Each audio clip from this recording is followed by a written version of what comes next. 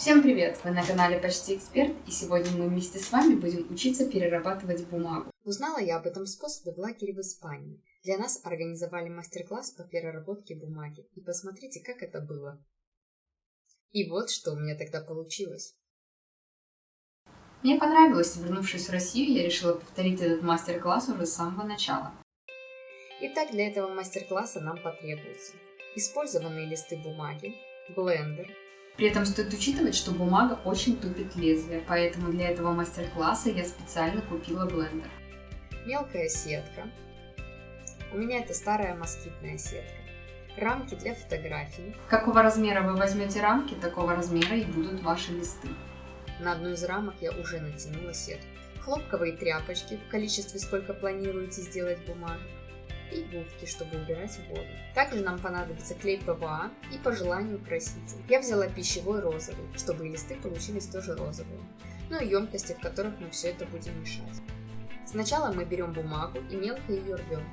Важно именно рвать, а не резать, чтобы края были неровные.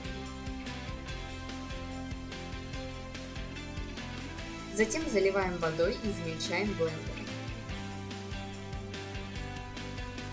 Добавляем клей, перемешиваем. Краситель и снова перемешиваем.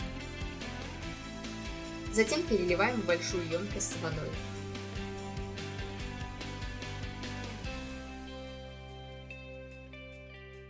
Берем рамку с сеткой, сетка должна быть сверху, и на нее укладываем уже рамку без сетки. Захватываем нашу бумажную массу и даем воде стечь.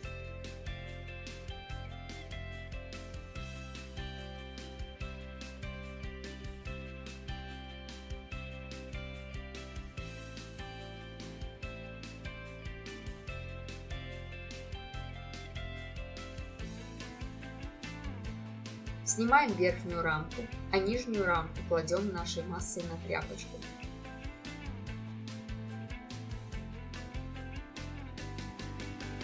Промакиваем губкой, пока не уйдет вся лишняя вода.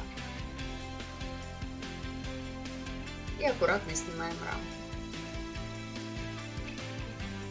Получилась первая бумага. По аналогии делаем все остальные. Когда наше творчество высохнет, а бумажкам нужно сутки, начинается самое приятное. Мы их отдираем от ткани.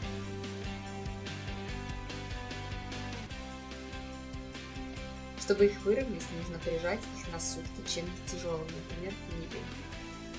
А как их применить, уже решайте сами. Пишите письма.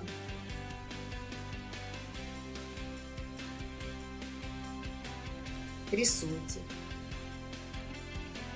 Делайте открытки. Ну или продавайте, такое тоже я видела на просторах Инстаграма. Всем спасибо, что посмотрели, буду рада вашей подписке и лайку. Пока-пока!